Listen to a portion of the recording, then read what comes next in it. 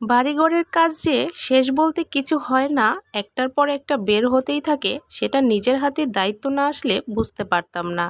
আজকে হচ্ছে ইলেকট্রিশিয়ানিরা এসে আমাকে মেজারমেন্ট করে লিস্ট দিয়ে গেছে। সেই লিস্ট অনুসারে মালামাল আনলাম, কত কয়েন তার বা কত টাকার জিনিসপত্র আনলাম বা কত দুইটা ঘরে কি কি খরচ গেল, সমস্ত কিছু থাকছে আজকের ভিডিওতে।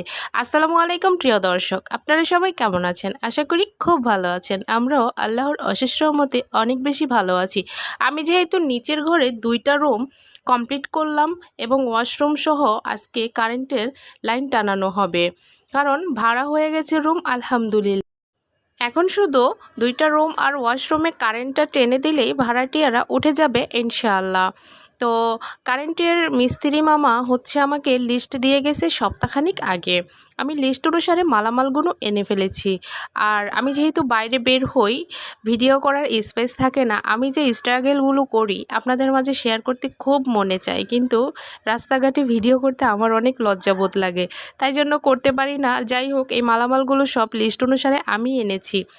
আর মামারা এসে পড়েছে, কাজগুলো হয়ে যাবে ইনশাআল্লাহ আজকেই। 2টা ঘর যেহেতু আজকে লাইন টানানো হবে, এক একটা ঘরে হচ্ছে 2টা হচ্ছে লাইটের সুইচ আর একটা ফ্যানের সুইচ আর একটা ফ্রিজের লাইনের কানেকশন দেওয়ার ব্যবস্থা করা হয়েছে। আর রুম 2টা যেহেতু মূলত ভাড়া দেওয়ার জন্যই আমি বানিয়েছি, তাই জন্য 2টা সিঙ্গেল ভাড়াও দেওয়া যাবে, এই জন্য 2টা ঘরেই ফ্রিজের লাইনের ব্যবস্থা করা হয়েছে। আর এটা হচ্ছে জানালার এসএস আনা হয়েছে, এগুলো লাগানো হবে।